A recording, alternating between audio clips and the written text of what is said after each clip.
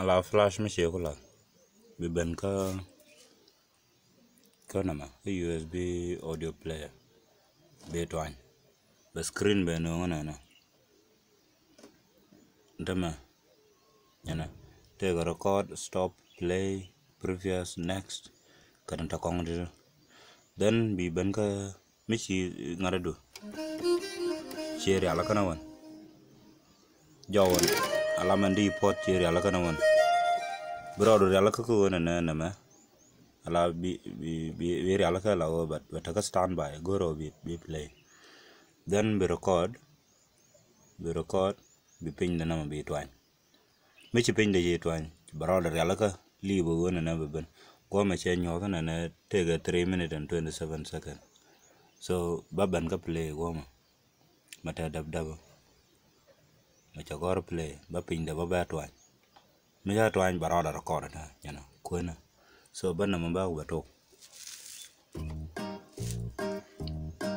ala ko mo ko record ena me ya la do brodo record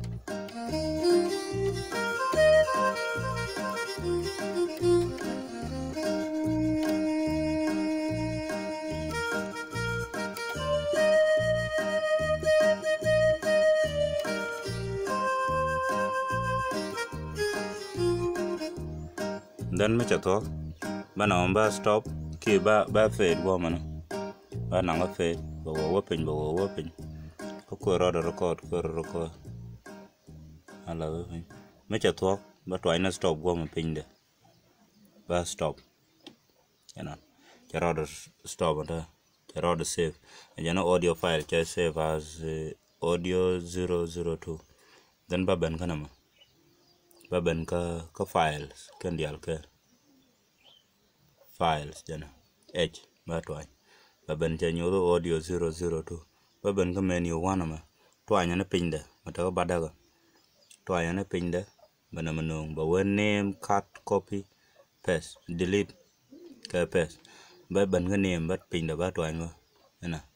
ba twine ko okay ba no jaw so ba jaw da ba ko ba di chưa da ba ko ger ba no ni chưa ba chưa ko ger bana ba cho da pin na ma cho da pin da la MNO mana T6 te kan ka ma nyal ma te pin te na ma na ma te nyal na ma te pin ba ko gor na something like new e ka w goma pin new ba ko chore ba ko save ko okay nyal ko nyal badaga save yana jaro de save new ba ko na ma woja menu 2 ma bat pin da ba to an baro wo mu goro ba ben ba nyong ne tu dan ba ko play yana te tun da ba ko play ka pin da goma pin na ma ga play ba ben men cha record ne ko ro play ndo yana tele go ba la twine kujum tele ya bina ma na ba ta karada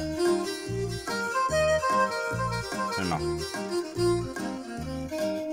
jan ta ta ja no